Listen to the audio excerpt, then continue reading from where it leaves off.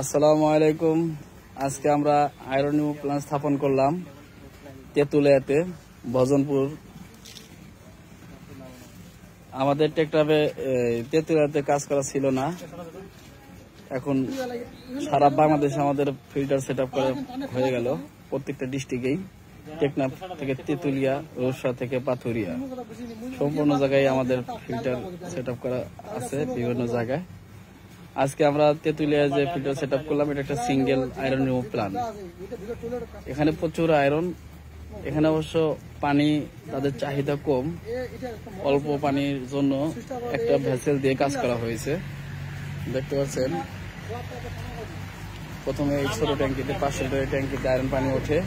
ওখান থেকে half horse pump দিয়ে পানিটা টেনে ফিল্টারেশন টেনে এই ভেসেলের ভিতর দিয়ে ফিল্টারেশন করে দ্বিতীয় স্টেপে জাম্বো ফিল্টার করে এই যে ট্যাঙ্কিতে দিয়ে দেওয়া হয়েছে।